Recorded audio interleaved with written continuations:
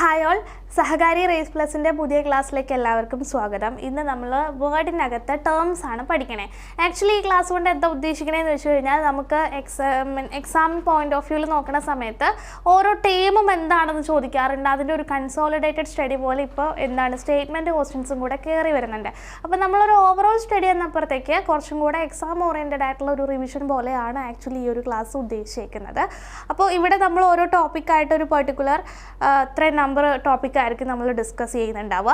So എന്താ പ്രത്യേകത എന്ന് വെച്ച് കഴിഞ്ഞാൽ നമ്മൾ ഈ ഒരു വീഡിയോയിൽ ഡിസ്കസ് ചെയ്യാൻ പോകുന്ന മിക്ക ടോപ്പിക്കുകളും കോമൺ ആയിട്ടുള്ളതാണ്. അതായത് എക്സലിലും പവർ പോയിന്റിലും കൂടെ കോമൺ ആയിട്ട് വരുന്നതാണ്. അപ്പോൾ നിങ്ങളിവിടെ തറോ ആയിട്ട് പഠിച്ചു കഴിഞ്ഞാൽ എന്താണ്, അവിടെ ജസ്റ്റ് ഒന്ന് റിവൈൻഡ് ചെയ്ത് പോയാൽ മതി, അല്ലെങ്കിൽ റിവിഷൻ നടത്തി പോയാൽ മതി. അപ്പോൾ ആ രീതിയിലുള്ള ഒരു എക്സാം ഓറിയൻറ്റഡ് ക്ലാസ് പോലെയാണ് നമ്മൾ ഈ ക്ലാസ്സസ്, ഈ ഒരു ക്ലാസ് 1, ക്ലാസ് 2, ക്ലാസ് 3 3 സീരീസാണുള്ളത്, 3-4. അപ്പോൾ അങ്ങനെ അറേഞ്ച് ചെയ്തിട്ടുള്ളത്. അപ്പോൾ ഇത് കൃത്യമായിട്ട് ഫോക്കസ്ഡ് ആയിട്ട് പഠിക്കുക. അപ്പോൾ ഇന്നത്തെ ക്ലാസ്സിൽ നമ്മൾ 10 കാര്യങ്ങളാണ് നോക്കണേ. അതിനകത്ത് ആദ്യത്തേതാണ് അലൈൻമെൻറ്റ്. അലൈൻമെൻറ്റിനെ കുറിച്ച് ഒരു കൺസോളിഡേറ്റഡ് സ്റ്റഡിയാണ് നമ്മളിത് നടത്താൻ പോണേ. എന്താണ്, എവിടെയാണ്, ഏതൊക്കെയാണ് ഷോർട്ട് കട്ട്, എന്താ, അങ്ങനെയുള്ള കാര്യങ്ങളാണ്. അലൈൻമെൻറ്റ് മാത്രമല്ല, ഇത് പറയാൻ പോകുന്ന ഇൻഡൻറ്റേഷൻ, അതുപോലെ തന്നെ ടേബിള്, കോളം, പിന്നെന്താണ് header, footer, endnote, footnote, subscript, superscript, ഇതെല്ലാം എന്താണ്, ഇതുപോലെ തന്നെ ഇതിൻ്റെ ഒരു ഓവറോൾ സ്റ്റഡിയാണ്. അതായത് നമ്മളൊരു പേപ്പറിനകത്ത് ഡിസ്ക്രിപ്റ്റീവായിട്ട് എഴുതി വെക്കത്തില്ലേ, എല്ലാ പോയിൻറ്റും ഒരുമിച്ച് ചേർത്ത് പഠിക്കാൻ പറ്റുന്ന രീതിയിലാക്കി തരുന്ന ക്ലാസ്സസാണ് നമ്മൾ ഇനി ഹാൻഡിൽ ചെയ്യാനായിട്ട് പോണേ. അപ്പോൾ ഇവിടെ നിങ്ങൾക്ക് ഡൗട്ട് വരുന്ന 2-3 കാര്യങ്ങളാണ്. ഒന്ന് വരുന്നതാണ് ടേബിൾ ആൻഡ് കോളം. കണ്ടോ, ഇവിടെ നിങ്ങൾക്ക് ഡൗട്ട് വരാം. ഇവിടെ കുറേ മാറിയും തിരിഞ്ഞും വരുന്ന നമ്പറുകളുണ്ട്. അപ്പോൾ നമ്പറുകളാണ് നമ്മളെപ്പോഴും തെറ്റിക്കണത്. അപ്പോൾ ഇവിടെ കൺഫ്യൂസ് ആയിട്ട് വരേണ്ട കാര്യങ്ങളുണ്ട്. പിന്നെ അതുപോലെ തന്നെ അലൈൻമെൻറ്റ് ആൻഡ് ഇൻഡൻറ്റേഷൻ, ഇവിടെയും കൺഫ്യൂസ് ചെയ്യുന്ന കാര്യങ്ങളുണ്ട്. പിന്നെ ഹെഡർ ആൻഡ് ഫൂട്ടർ, ഇത്രയും ഭാഗങ്ങൾ കുറേ പേർക്കെങ്കിലും മാറിയും തിരിഞ്ഞും പോകുന്ന കാര്യങ്ങളാണ്. അപ്പോൾ നമ്മളെല്ലാം ഒന്ന് അടുക്കി വെച്ച് ഒരേപോലെ പഠിച്ചു വെക്കേണ്ട കാര്യങ്ങൾ, അതിനകത്തെ വ്യത്യാസങ്ങൾ ഒക്കെ മനസ്സിലാക്കിയിട്ടാണ് ഈ ക്ലാസ്സിൻ്റെ സീരീസ് പോണേ. ഓക്കെ, അപ്പോൾ ആദ്യം നമ്മൾ നോക്കുന്നത് എന്താണ്, അലൈൻമെൻ്റ് ആണ്. അലൈൻ ചെയ്യുക മീൻസ് ഒരു ഡോക്യുമെൻറ്റിനകത്ത് എങ്ങനെ ടെക്സ്റ്റുകൾ നിൽക്കുന്നു എന്നുള്ളതിനാണ് അലൈൻമെൻറ്റ് എന്നുള്ളത് കൊണ്ട് ഉദ്ദേശിക്കുന്നത്. എങ്ങനെയൊക്കെ നമുക്ക് അലൈൻമെൻറ്റ് ആക്സസ് ചെയ്യാമെന്ന് ചോദിക്കുന്നതാണ്. എങ്ങനെയൊക്കെ ആക്സസ് ചെയ്യാം, നമുക്ക് 3 തരത്തിലാണ് അലൈൻമെൻറ്റ് ഉപയോഗിക്കാനായിട്ട് പറ്റും. ഒരു ഡോക്യുമെൻറ്റിലേക്ക് അലൈൻമെൻറ്റ് ചെയ്യാനായിട്ട് പറ്റുന്നത് 3 തരത്തിലാണ്. ഏതൊക്കെയാണെന്ന് നോക്കിയേ. ഹോം ടാബിനകത്ത് പാരഗ്രാഫ് ഗ്രൂപ്പ്. ശ്രദ്ധിക്കേണ്ട കാര്യം എന്താണെന്ന് വെച്ച് കഴിഞ്ഞാൽ, പാരഗ്രാഫ് ഗ്രൂപ്പ് എന്ന് പറയുന്ന കണ്ടന്റ് ഹോം ടാബിനകത്തും ഉണ്ട്, പേജ് ലേഔട്ട് ടാബിനകത്തും ഉണ്ട്. ക്ലിയർ ആണോ? ഹോം ടാബിനകത്തും ഉണ്ട്, പേജ് ലേഔട്ട് ടാബിനകത്തും ഉണ്ട്. അപ്പോൾ ശ്രദ്ധിക്കേണ്ടത് എന്താണെന്ന് വെച്ച് കഴിഞ്ഞാൽ, എത്ര തരത്തിലെന്ന് ചോദിക്കുമ്പോൾ ഓർത്തിരിക്കണം, എത്ര തരത്തിലാണ്? 3 തരത്തിലാണ് നമുക്ക് ആഡ് ചെയ്യാനായിട്ട് പറ്റുക. എങ്ങനെയൊക്കെയാണ്? ഒന്ന്, നമുക്ക് ഹോം ടാബിലെ പാരഗ്രാഫ് ഗ്രൂപ്പ് സെലക്ട് ചെയ്യാം. അല്ലാന്നുണ്ടെങ്കിൽ പേജ് ലേഔട്ട് ടാബിനകത്തെ പാരഗ്രാഫ് ഗ്രൂപ്പ് സെലക്ട് ചെയ്യാം. പിന്നെന്താണ്, പാരഗ്രാഫ് ഡയലോഗ് ബോക്സ് സെലക്ട് ചെയ്യാം. ക്ലിയർ അല്ലേ? ഹോം ടാബിനകത്തെ പാരഗ്രാഫ് ഗ്രൂപ്പ് വഴി എടുക്കാം, പേജ് ലേഔട്ട് ടാബിനകത്തെ പാരഗ്രാഫ് ഗ്രൂപ്പ് വഴി എടുക്കാം, പിന്നെ എങ്ങനെയും കൂടെ എടുക്കാം, പാരഗ്രാഫ് ഡയലോഗ് ബോക്സ് വഴി എടുക്കാം. വേർഡിനകത്തെ കാര്യമാണ് കേട്ടോ പറയണത്. വേർഡ് കാര്യങ്ങൾ എന്താണെന്നുള്ളത് ഡീറ്റെയിൽ ആയിട്ട് പറയുന്നുണ്ട്. എന്താണ് ഏതാണെന്നുള്ളതൊക്കെ പിന്നെ കമ്പൈനായിട്ട് പഠിച്ചു വെച്ചേക്കാം. ഇനി എത്ര ടൈപ്പ് അലൈൻമെൻറ്റ്സ് ആണ് നമുക്കുള്ളത് എന്ന് നമ്മൾ പഠിക്കേണ്ടതാണ്. എത്ര ടൈപ്പ് അലൈൻമെൻറ്റ്സ് ആണ് നമുക്കുള്ളത്? 4 എണ്ണമാണുള്ളത്. ഏതൊക്കെയാണ്? Left, right, centre, justify. ഇതിങ്ങനെ നമ്മൾ ചോദിക്കുമ്പോൾ വെള്ളം പോലെ പറയാൻ പറ്റേണ്ട കാര്യമാണ്. ലെഫ്റ്റിൻ്റെ കൺട്രോൾ L, റൈറ്റിൻ്റെ കൺട്രോൾ R, സെൻറ്റർ എന്താണ്? കൺട്രോൾ E, ജസ്റ്റിഫൈ എന്താണ്? Control J. ഇങ്ങനെ ഒരുമിച്ച് നമുക്ക് പറയാൻ പറ്റേണ്ടതാണ്. അപ്പോൾ ഇത് കൃത്യമായിട്ടും ഓർമ്മിച്ച് വെക്കേണ്ട 4 ഷോർട്ട് കട്ടുകളാണ് ഒരുമിച്ച് പറഞ്ഞു വന്നേക്കുന്നത്. Left, right, centre, justify. Control L for left, control R for right, control E for centre, control J for justify. ഇനി ഇവിടുന്ന് വരുന്ന അടുത്ത ചോദ്യം, അതായത് ഇവിടുത്തെ എന്തിൻ്റെ വേണമെങ്കിലും ഷോർട്ട് കട്ട് ചോദിക്കാം കേട്ടോ. ആദ്യത്തെ ചോദ്യം പറഞ്ഞത് എന്താണ്, എങ്ങനെയൊക്കെ ഏതൊക്കെ തരത്തിൽ ആക്സസ് ചെയ്യാന്നുള്ളതാണ് ഒന്നാമത്തെ ചോദ്യം. രണ്ടാമത്തെ സെറ്റ് ടോപ്പിക്ക് വരുന്നത് എന്താണ്, ഇതിനകത്ത് ഏതിൻ്റെ വേണമെങ്കിലും ഷോർട്ട് കട്ട് ചോദിക്കാം. അല്ലാന്നുണ്ടെങ്കിൽ ഷോർട്ട് കട്ട് തന്നിട്ട് ഏതാണെന്ന് ചോദിക്കാം, അങ്ങനെ ചോദിക്കാം. പിന്നെന്താണ്, what is the default alignment of A word എന്ന് ചോദിക്കാം. Default alignment of A word ഏതാണ്? ലെഫ്റ്റ് ആണ്. സോ അങ്ങനെ ഓർത്തിരിക്കണം. പിന്നെ ഇവിടെ നിന്ന് ചോദ്യം വരുന്നത് ജസ്റ്റിഫൈയുടെ കേസിലാണ്. ജസ്റ്റിഫൈ ആക്ച്വലി എന്താ ചെയ്യണേ, സ്പേസിംഗ് ഒക്കെ കൃത്യമായിട്ട് പ്രൊവൈഡ് ചെയ്തിട്ട് അഡ്ജസ്റ്റ് ഒക്കെ ചെയ്തിട്ട് ലെഫ്റ്റ് മാർജിനും റൈറ്റ് മാർജിനും ഈക്വൽ ആക്കി നല്ല ഒരു യൂണിഫൈഡ് ലുക്ക് കാണിച്ചു തരികയാണ് ചെയ്യുക അല്ലേ. ഒറ്റ നോട്ടത്തിൽ എല്ലാവർക്കും ഇഷ്ടപ്പെടുന്ന രീതിയിലുള്ള ഒരു ലുക്ക് കാണിച്ചു തരുന്നതാണ് ജസ്റ്റിഫൈ. അപ്പോൾ ഒരു ഡോക്യുമെന്റിനെ നീറ്റ് ഫോമിലാക്കി തരുന്നത് ഏത് അലൈൻമെന്റ് ആണെന്നുള്ള രീതിയിൽ ചോദിക്കാം. അല്ലാന്നുണ്ടെങ്കിൽ ഏത് അലൈൻമെന്റ് ആണ് സ്പേസുകൾ അഡ്ജസ്റ്റ് ചെയ്തിട്ട് ലെഫ്റ്റ് മാർജിനെയും റൈറ്റ് മാർജിനെയും ഈക്വൽ ആക്കുന്നതെന്ന് ചോദിക്കാം. അപ്പം അങ്ങനെ ചോദിച്ചു കഴിഞ്ഞാൽ ഏതാണ് ആൻസർ വരുന്നത്? ജസ്റ്റിഫൈ. ക്ലിയർ ആണല്ലോ. അപ്പോൾ ഈ അലൈൻമെന്റ് എന്ന് പറയുന്ന ഈ ഒരു പോർഷനുമായിട്ട് ബന്ധപ്പെട്ട് വരുന്ന A to Z കാര്യങ്ങൾ നമ്മൾ പറഞ്ഞു. ഇതിനപ്പുറത്തേക്ക് ഇവിടുന്ന് ഒരു കാര്യങ്ങൾ ചോദിക്കുകയല്ല. ഓക്കെ, അപ്പോൾ ഇത് കൃത്യമായിട്ട് പഠിച്ചു വെച്ച് കഴിഞ്ഞാൽ എന്താണ്, ഇവിടുന്ന് എങ്ങനെ സ്റ്റേറ്റ്മെൻറ്റ് ക്വസ്റ്റ്യൻസ് വന്നാലും നമ്മൾ പ്രിപ്പയർഡ് ആണ്. കാരണം നമ്മൾ ജസ്റ്റ് എന്ത് ചെയ്താൽ മതി, പോയിട്ട് കൃത്യമായിട്ട് അറ്റൻഡ് ചെയ്താൽ മതി. അപ്പോൾ അങ്ങനെ അതാണ്. അപ്പോൾ ഏകദേശം ഒരു ഈ ക്ലാസ്സിനെ കുറിച്ചിട്ടുള്ള ഐഡിയ കിട്ടിയല്ലോ, എന്താണ് നമ്മൾ ഈ ക്ലാസ്സിൽ നടത്താൻ പോണേന്നുള്ളത്. അപ്പോൾ നമ്മൾ ഇന്ന് അലൈൻമെൻറ്റിനെ കുറിച്ചാണ് ഇപ്പോൾ പറഞ്ഞ കാര്യങ്ങളൊക്കെ ഒന്നും കൂടെ ഓർത്ത് നോക്കിയേ. എന്തൊക്കെയാണ് ഞാൻ പറഞ്ഞത്? ഏതൊക്കെ തരത്തിലെടുക്കാമെന്ന് പറഞ്ഞു. എങ്ങനെ? 3 തരത്തിലെടുക്കാം. ഹോം ടാബ് വഴി എടുക്കാം, പിന്നെന്താണ് പേജ് ലേഔട്ട് ടാബ് വഴി എടുക്കാം, പിന്നെ എങ്ങനെയാണ് പാരഗ്രാഫ് ഡയലോഗ് ബോക്സ് വഴി എടുക്കാം. ശ്രദ്ധിക്കേണ്ട കാര്യം, വേർഡിനകത്ത് പാരഗ്രാഫ് എന്ന് പറയുന്ന ഗ്രൂപ്പ് 2 ടാബിനകത്തുണ്ട്. സെയിം സാധനം തന്നെ 2 എണ്ണത്തിനകത്തും ഉണ്ട്. പാരഗ്രാഫ് ഗ്രൂപ്പ് എവിടെയുണ്ട്? ഹോം ടാബിനകത്തും ഉണ്ട്. പിന്നെ എവിടെയുണ്ട്? പേജ് ലേഔട്ട് ടാബിനകത്തും ഉണ്ട്. പിന്നെ ഇമ്പോർട്ടൻ്റ് ആയിട്ടുള്ള നമുക്ക് 4 അലൈൻമെൻറ്റ്സ് ആണുള്ളത്. Left, right, centre, justify. അതിൻ്റെ ഷോർട്ട് കട്ടുകൾ മാറി തിരിഞ്ഞ് അങ്ങോട്ടോ ഇങ്ങോട്ടോ ചോദിക്കാം. പിന്നെന്താണ്? ഡീഫോൾട്ട് അലൈൻമെൻറ്റ് ഏതാണെന്ന് ചോദിക്കാം. ജസ്റ്റിഫൈയുടെ ഫംഗ്ഷൻ എന്താണെന്ന് ചോദിക്കാം. അപ്പോൾ ഏകദേശം ഒരു ധാരണ ആയല്ലോ. ഓക്കെ, അങ്ങനെയാണെങ്കിൽ നെക്സ്റ്റ് നമ്മൾ നോക്കുന്നതാണ് എന്ത്? ഇൻഡൻറ്റേഷൻ. ഇൻഡൻറ്റേഷനെ സംബന്ധിച്ചിടത്തോളം എന്താണെന്ന് ചോദിച്ചു കഴിഞ്ഞാൽ, it is the space left between margin and the start of a paragraph. ഒരു മാർജിനും, അതായത് നമ്മുടെ ഡോക്യുമെൻറ്റിൻ്റെ മാർജിനും പാരഗ്രാഫ് സ്റ്റാർട്ട് ചെയ്യുന്നതിൻ്റെ ഫസ്റ്റ് ലെറ്ററും തമ്മിലുള്ള, ഫസ്റ്റ് ഡിജിറ്റോ അല്ലെങ്കിൽ ഫസ്റ്റ് ലെറ്ററും തമ്മിലുള്ള ആ ഒരു ഡിസ്റ്റൻസിനെയാണ് നമ്മൾ എന്തെന്ന് പറയുക? Indentation. Okay, indentation. It is the space left between margin and start of a paragraph. ഇപ്പോൾ ഫോർ എക്സാമ്പിൾ ഇവിടെ നോക്കിയേ, ഇതാണ് എൻ്റെ ഡോക്യുമെൻ്റ് എന്ന് വയ്ക്കുക. ഡോക്യുമെൻറ്റ് മൊത്തം ഇത്രയുണ്ട് ആൻഡ് അതിൻ്റെ മാർജിൻ എന്ന് പറയുന്നത് ഇത്രയാണ്. ഓക്കെ, സോ ഇതൊക്കെ എന്താണ്? മാർജിനാണ്. എൻ്റെ പാരഗ്രാഫ് സ്റ്റാർട്ട് ചെയ്തേക്കുന്നത് ഇത് ഇവിടെ തൊട്ടാണ്. ഇനി നോക്കിയേ, സോ ഈ ഒരു സ്പേസിംഗ് ആണ് നമ്മൾ എന്തെന്ന് പറയാ? ഇൻഡൻറ്റേഷൻ. ക്ലിയർ ആയോ?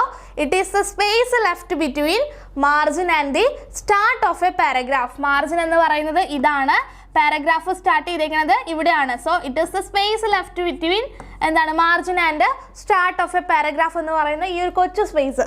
സോ അതിനെയാണ് നമ്മൾ എന്തെന്ന് പറയാ? ഇൻഡൻറ്റേഷൻ. ഓക്കെ, ഇനി എത്ര തരത്തിലുള്ള ഇൻഡൻറ്റ്, അതിന് മുമ്പായിട്ട് ഇനി എവിടെ നിന്നൊക്കെയാണ് നമുക്ക് എടുക്കാൻ പറ്റുക? ഇൻഡൻറ്റേഷൻ നമുക്ക് 3 തരത്തിലെടുക്കാൻ പറ്റും. എന്താണ്? എവിടെ നിന്നൊക്കെ എടുക്കാൻ പറ്റും? ഹോം ടാബിനകത്തെ പാരഗ്രാഫ് ഗ്രൂപ്പിൽ നിന്ന് എടുക്കാം, പേജ് ലേഔട്ട് ടാബിനകത്തെ പാരഗ്രാഫ് ഗ്രൂപ്പിൽ നിന്ന് എടുക്കാം, പിന്നെ എന്താണ്? പാരഗ്രാഫ് ഡയലോഗ് ബോക്സിൽ നിന്ന് എടുക്കാം. ഇനി എത്ര ഇൻഡൻസ് ആണ് നമുക്കുള്ളത്? 4 ഇൻഡൻ്റ് ആണുള്ളത്. ഏതൊക്കെയാണെന്ന് നോക്കിയേ. ലെഫ്റ്റ്, റൈറ്റ്, ഫസ്റ്റ് ലൈൻ, അതുപോലെ എന്താണ്? ഹാങ്ങിങ്. ഒന്നുകൂടെ പറഞ്ഞേ. ലെഫ്റ്റ്, റൈറ്റ്, ഫസ്റ്റ് ലൈൻ, അതുപോലെ ഹാങ്ങിങ്. ലെഫ്റ്റ് ഇൻഡൻ്റ് എന്ന് പറഞ്ഞു കഴിഞ്ഞാൽ അതെന്താ ചെയ്യണേന്ന് വെച്ച് കഴിഞ്ഞാൽ ലെഫ്റ്റിൽ നിന്നുള്ള മാർജിനെയാണ് അത് നോക്കുക. നോക്കി, ഇതാണ് എൻ്റെ ഏരിയ വരുന്നത്, ഇതാണ് എൻ്റെ മാർജിൻ വരുന്നത്. സോ ലെഫ്റ്റ് ഇൻഡൻറ്റിൻ്റെ കേസാണ് പറയണേ. ലെഫ്റ്റ് ഇൻഡൻ്റ് ആണെങ്കിൽ ലെഫ്റ്റിൽ നിന്നുള്ള സ്പേസിങ്ങിൻ്റെ കാര്യമാണ് അത് ശ്രദ്ധിക്കുക. ക്ലിയർ ആയോ? ലെഫ്റ്റ് ഇൻഡൻ്റ് എന്താ കൊടുത്തേക്കണേ?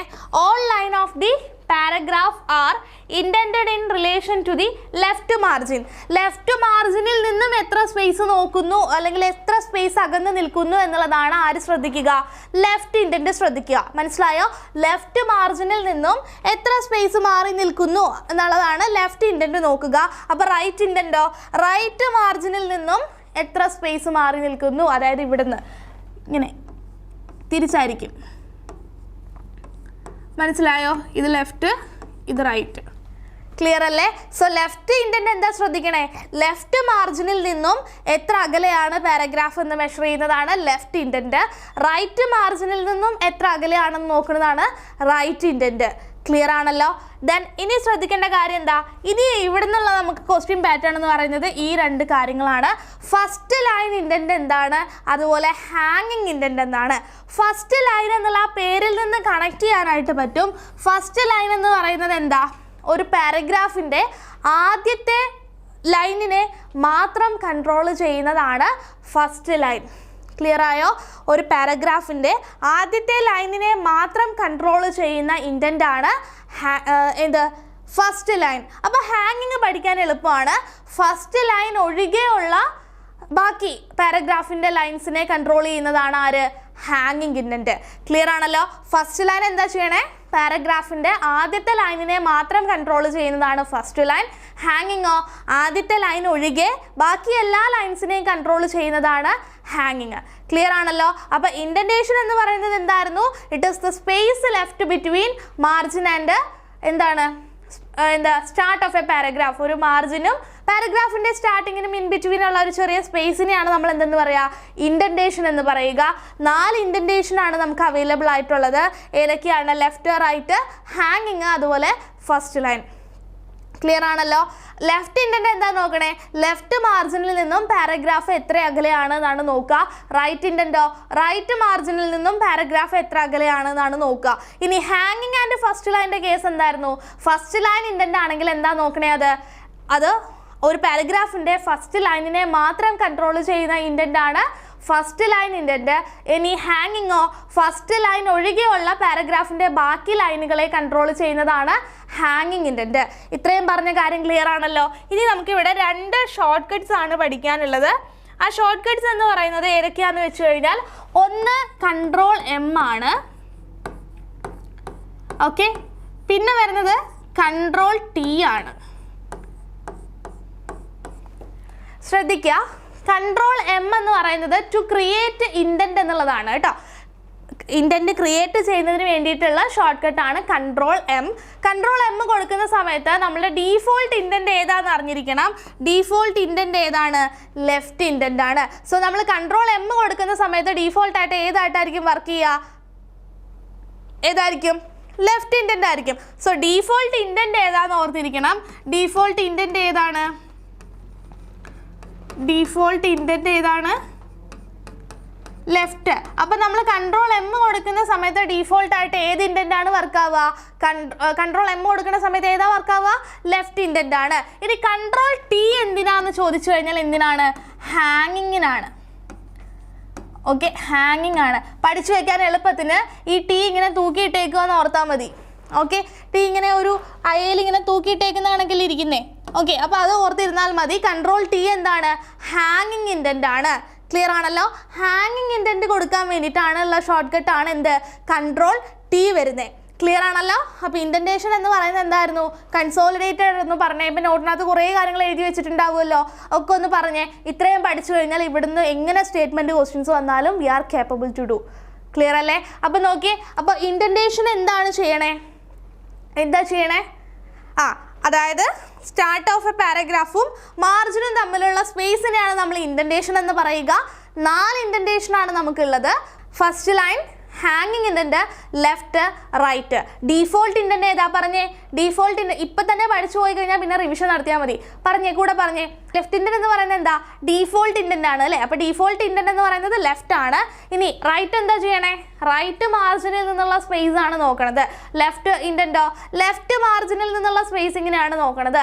ഫസ്റ്റ് ലൈനോ, ഒരു പാരഗ്രാഫിൻ്റെ ഫസ്റ്റ് ലൈനിനെ മാത്രം കൺട്രോൾ ചെയ്യുന്നതാണ് ഫസ്റ്റ് ലൈൻ. ഹാങ്ങിങ്ങോ, ഹാങ്ങിങ് എന്താ ചെയ്യണേ പറഞ്ഞേ, ഹാങ്ങിങ് എന്താ ചെയ്യണേ, ഫസ്റ്റ് ലൈൻ ഒഴികെയുള്ളതിനെ കൺട്രോൾ ചെയ്യുന്നതാണ് അല്ലേ. ഒരു പാരഗ്രാഫിൻ്റെ ഫസ്റ്റ് ലൈൻ ഒഴികെയുള്ളതിനെ കൺട്രോൾ ചെയ്യുന്നതാണ് ഹാങ്ങിങ് ഇൻഡന്റ്. പിന്നെ ഇൻഡന്റേഷൻ ഭാഗത്ത് നമുക്ക് 2 ഷോർട്ട് കട്ടാണ് പഠിച്ചു വെക്കേണ്ടത്. ഏതൊക്കെയാണ്, കൺട്രോൾ എമ്മും പറഞ്ഞേ, കൺട്രോൾ എമ്മും വേറെ ഏതാണ്, കൺട്രോൾ ടിയും. അപ്പോൾ കൺട്രോൾ എം എന്തിനാന്ന് ചോദിച്ചു കഴിഞ്ഞാൽ ടു ക്രിയേറ്റ് ഇൻഡന്റ് എന്നുള്ളതാണ് അതിൻ്റെ ഡെഫിനിഷൻ വരുന്നത്. ഇൻഡന്റ് ക്രിയേറ്റ് ചെയ്യാൻ വേണ്ടിയിട്ടാണ് നമ്മൾ കൺട്രോൾ എം യൂസ് ചെയ്യുക. ആൻഡ് ഡീഫോൾട്ട് ആയിട്ടുള്ള ഇൻഡന്റ് ലെഫ്റ്റ് ആയതുകൊണ്ട് കൺട്രോൾ എം പ്രസ് ചെയ്യുമ്പോൾ നമുക്ക് എന്താ കിട്ടുക, ലെഫ്റ്റ് ഇൻഡന്റ് ആണ് കിട്ടുക. പലരും റാങ്ക് ഫയലൊക്കെ പഠിച്ചു വയ്ക്കുന്ന സമയത്ത് കൺട്രോൾ എം എന്താണ് ടു ക്രിയേറ്റ് ലെഫ്റ്റ് ഇൻഡന്റ് എന്ന് പഠിക്കും. അങ്ങനെയല്ല, ഡീഫോൾട്ട് സെറ്റിംഗ്സ് മാറ്റിയിട്ടേക്കുവാണെങ്കിൽ അത് റൈറ്റിൽ വർക്ക് ചെയ്യും. അപ്പോൾ Ctrl+M എന്തായാലും ഇൻഡന്റ് സെറ്റ് ചെയ്യാൻ വേണ്ടിയിട്ടാണ് യൂസ് ചെയ്യണേ. ഏതാണോ ഡീഫോൾട്ട് ആയിട്ടുള്ള ഇൻഡന്റ് അതാണ് നമുക്ക് കിട്ടുക. മോസ്റ്റ് കോമൺലി അല്ലെങ്കിൽ വേർഡ് 2007 കോമൺ ഇൻഡന്റ് എന്ന് പറയുന്നത് എന്താ, അല്ലെങ്കിൽ ഡീഫോൾട്ട് ഇൻഡന്റ് എന്ന് പറയുന്നത് ലെഫ്റ്റ് ആണ്. അതുകൊണ്ടാണ് നമുക്ക് ലെഫ്റ്റ് Ctrl+M കൊടുക്കുമ്പോൾ ലെഫ്റ്റ് കിട്ടണേ. ക്ലിയർ ആണല്ലോ? അപ്പോൾ ഇത്രയും ഭാഗങ്ങൾ പഠിച്ചു കഴിയുമ്പം ഇവിടെ നിന്നുള്ള ഓവറോൾ സ്റ്റഡി കഴിഞ്ഞു. ക്ലിയർ ആണല്ലോ? എന്തെങ്കിലും ഡൗട്ടുകളോ കാര്യങ്ങളോ ഒക്കെ ഉണ്ടെങ്കിൽ പറയാം കേട്ടോ. ദെൻ നെക്സ്റ്റ് നോക്കിയേ, അടുത്ത കൺഫ്യൂസിങ് ഫാക്റ്റാണ്. ഇപ്പോൾ നിങ്ങൾ ഇൻഡൻറ്റേഷനും കണ്ടു, അതുപോലെ തന്നെ എന്താണ് അലൈൻമെൻറ്റും കണ്ടു. ഏകദേശമൊക്കെ ഒരേപോലെ ഇരിക്കുകയാണ് അല്ലേ? ചെറിയ വ്യത്യാസങ്ങളേ ഉള്ളൂ. 2ഉം 4 എണ്ണമാണുള്ളത്. 2ലും ലെഫ്റ്റ് ആണ്, ലെഫ്റ്റും റൈറ്റും 2ലും വരുന്നുണ്ട്. അപ്പോൾ അതൊക്കെ മാറിയും തിരിഞ്ഞും പോവാതെ ശ്രദ്ധിക്കുക, ഷോർട്ട് കട്ടുകൾ കൃത്യമായിട്ട് ഓർത്തിരിക്കുക. അപ്പോൾ ആ ഒരു അലൈൻമെൻറ്റ് ഇൻഡൻറ്റേഷനുള്ളത് ഒരുമിച്ച് പഠിച്ചു വെച്ച് കഴിഞ്ഞാൽ എന്താണ്, ആ ഭാഗം ക്ലിയർ ആണ്. പിന്നെ എന്ത് നടത്തിയാൽ മതി, റിവിഷൻ നടത്തിയാൽ മതി. ഇനി അതുപോലെ തന്നെ നമ്മളെ കുഴപ്പിക്കുന്ന അടുത്ത 2 ടോപ്പിക്കുകളാണ്. ഒന്ന് ടേബിളും, അടുത്തത് എന്താണ്, കോളം. അപ്പോൾ ആദ്യം നമുക്ക് ടേബിളിനെ പറ്റി പറയാം. എവിടെയാണ്, ഇൻസേർട്ട് ടാബിനകത്തെ ടേബിൾ എന്ന് പറയുന്ന ഗ്രൂപ്പിനകത്താണ് ടേബിൾ ഉള്ളത്. ഓക്കെ, ഇൻസേർട്ട് ടാബിനകത്തെ ടേബിൾ ഗ്രൂപ്പിനകത്താണ് ടേബിൾ ഉള്ളത്. പിന്നെ എന്താണ്, ഡീഫോൾട്ട് ആയിട്ട് നമ്മൾ ഒരു ടേബിൾ സെലക്ട് ചെയ്ത് കഴിഞ്ഞാൽ, ഇൻസേർട്ട് ടേബിൾ കൊടുത്തു കഴിഞ്ഞാൽ ഡീഫോൾട്ടായിട്ട് 5 കോളവും പിന്നെ എത്രയാണ്, 2 റോയാണ് ഉണ്ടായിരിക്കുക. ബൈ ഡീഫോൾട്ട് എത്ര കോളം എത്ര റോ എന്ന് ചോദിച്ചു കഴിഞ്ഞാൽ 5 കോളവും 2 റോയും. ഇവിടെ ശ്രദ്ധിക്കേണ്ട കാര്യം എന്താണെന്ന് വെച്ച് കഴിഞ്ഞാൽ, ആദ്യം കോളമാണോ റോയാണോ പറഞ്ഞേക്കണേന്ന് നോക്കണം. കോളമാണോ പറഞ്ഞേക്കണേന്നുണ്ടെങ്കിൽ 5×2 എന്ന് എഴുതണം. ഡീഫോൾട്ട് കോളം ആൻഡ് റോ എത്രയാണ്, 5×2 എന്ന് എഴുതണം. ഇനി പറഞ്ഞേക്കുന്നത് ഡീഫോൾട്ട് റോ ആൻഡ് കോളം എന്നാണ് ചോദിച്ചേക്കണേ. ഓക്കെ, തിരിച്ചാ ചോദിച്ചേക്കണമെങ്കിൽ 2×5. അത് ചോദ്യത്തിനനുസരിച്ച് അങ്ങോട്ടും ഇങ്ങോട്ടും മാറ്റണം. ദാറ്റ് മീൻസ് വാല്യൂ ഒക്കെ സെയിം തന്നെയാണ്. ആദ്യം കോളം പറഞ്ഞിട്ടുണ്ടെങ്കിൽ കോളത്തിൻ്റെ വാല്യൂ ആദ്യം പറയണം. ആദ്യം റോ ആണ് പറഞ്ഞേക്കണമെങ്കിൽ റോയുടെ വാല്യൂ ആദ്യം പറയണം. കാരണം എടുത്തു പറയാൻ കാരണം എന്താണെന്ന് വെച്ച് കഴിഞ്ഞാൽ നമ്മൾ പഠിച്ചു പോവും. എന്തെന്ന് പഠിച്ചു പോവും, ഡീഫോൾട്ട് നമ്പർ ഓഫ് കോളം 5 എന്ന് പഠിക്കും, ഡീഫോൾട്ട് നമ്പർ ഓഫ് റോ 2 എന്ന് പഠിക്കും. പക്ഷേ ഇത് മാറി തിരിഞ്ഞു വന്നു കഴിഞ്ഞാൽ എങ്ങനെ എഴുതണമെന്ന് നമ്മൾ പഠിക്കില്ല. പക്ഷേ അവിടെയാണ് PSC നമ്മളെ പറ്റിക്കാനായിട്ട് വരുന്നത്. PSC കൊണ്ടുവരും. സാധാരണ രീതിയിൽ നമ്മൾ പഠിക്കുന്നത് കോളം റോ എന്നുള്ള രീതിയിൽ പഠിച്ചു പോവും. പക്ഷേ PSC ചോദിക്കും, what is the default number of row and column. Okay, what is the default number of row and column. റോയാണ് ആദ്യം വന്നേക്കുന്നത്. ഓക്കെ, റോ ആൻഡ് കോളം എന്ന് ചോദിച്ചു. അപ്പോൾ നമ്മൾ എന്ത് പറയണം, നമുക്കറിയാം 5 കോളവും 2 റോയും ആണ്. നമ്മൾ 5×2 എന്ന് പഠിച്ചു പോയിട്ടുണ്ടാവും. ഓപ്ഷനിൽ നമ്മളെ തെറ്റിക്കാനായിട്ട് ഈ ഒരു കണ്ടന്റ് ഉണ്ടാവും. നമ്മളിവിടെ 5×2 എന്ന് എഴുതി എന്താ അർത്ഥം, ഡീഫോൾട്ടായിട്ട് 5 റോയും 2 കോളവും എന്നാവും. അപ്പോൾ അർത്ഥം മാറിപ്പോയി, അതോടെ എന്തായി, നെഗറ്റീവായി. അപ്പോൾ അതുകൊണ്ട് ശ്രദ്ധിക്കുക, ആദ്യം വരുന്നത് റോ ആണെങ്കിൽ റോയുടെ നമ്പർ തന്നെ ആദ്യം പറയണം. ആദ്യം പറയുന്നത് കോളം ആണെങ്കിൽ അതിൻ്റെ നമ്പർ കൊടുക്കണം. അപ്പോൾ ഇവിടുത്തെ ക്വസ്റ്റ്യനിൽ എന്തായിരുന്നു, what is the default number of row and column എന്നാണ് പറഞ്ഞേക്കണേ. അപ്പോൾ എങ്ങനെ വരും, നിങ്ങൾ തന്നെ പറഞ്ഞേ, എങ്ങനെ വരും, 2×5. ഇനി ആദ്യം പറഞ്ഞേക്കുന്നത് കോളവും പിന്നെ പറഞ്ഞേക്കുന്നത് റോയും ആണെങ്കിൽ എങ്ങനെ എഴുതണം, 5×2. ഇതൊക്കെ ലോജിക്കലായിട്ട് നമ്മൾ തന്നെ കണ്ടുപിടിക്കേണ്ടതാണ് കേട്ടോ. അപ്പോൾ ക്ലിയർ ആണല്ലോ? പലർക്കും തെറ്റി പോകുന്നൊരു പോർഷനാണ്. 5×2 എന്ന് പഠിച്ചു വെച്ച് പോകും. നമ്മൾ തെറ്റിക്കാനായിട്ട് അങ്ങനെ ഒരു ഓപ്ഷൻ വരും. പക്ഷേ അവിടെ ലോജിക്കലായിട്ട് തിങ്ക് ചെയ്തിട്ട് ഏതാണ് ആദ്യം, റോയാണ് ആദ്യം പറഞ്ഞേക്കണമെങ്കിൽ റോയുടെ വാല്യൂ ആണ് ആദ്യം കൊടുക്കേണ്ടത്. അത് നമ്മൾ സെൽഫായിട്ട് ആ എക്സാം ഹോളിൽ ഇരുന്ന് ചിന്തിച്ചിട്ട് ആൻസർ എഴുതേണ്ടതായിട്ടുണ്ട്. ഓക്കെ, ദെൻ അടുത്തത് എന്തായിരുന്നു, ഡീഫോൾട്ട് നമ്മൾ പറഞ്ഞു. ഇനി മാക്സിമം നമുക്ക് പഠിക്കണം. Maximum number of column in a table, അത് കൃത്യമായിട്ട് പഠിച്ചു വയ്ക്കുക. Maximum number of column in a table, ടേബിളിൻ്റെ കാര്യമാണ് പറയണത്. Maximum number of column in a table എന്ന് പറയുന്നത് എത്രയാണ്, 63 ആണ്. Maximum number of row in a table എന്ന് പറയുന്നതോ 32,767. ക്ലിയർ ആണല്ലോ? ഒരു ടേബിളിൽ ഇൻസേർട്ട് ചെയ്യാൻ കഴിയുന്ന മാക്സിമം നമ്പർ ഓഫ് കോളം എന്ന് പറയുന്നത് എത്രയാണ്, 63 ആണ്. മാക്സിമം നമ്പർ ഓഫ് റോ എത്രയാണ്, 32,767 ആണ്. മാക്സിമം പഠിച്ച സ്ഥിതിക്ക് മിനിമം ഓർത്തിരിക്കുക. മിനിമം 1×1, ഒരു കോളവും ഒരു റോയും. മിനിമം നമ്പർ ഓഫ് കോളം എന്ന് പറയുന്നത് 1, മിനിമം നമ്പർ ഓഫ് റോ എന്ന് പറയുന്നത് 1. അപ്പോൾ മിനിമം മാക്സിമം ഡീഫോൾട്ട് പഠിച്ചു. അപ്പോൾ ഓക്കെ, അപ്പോൾ ഫൈൻ, താങ്ക് യു.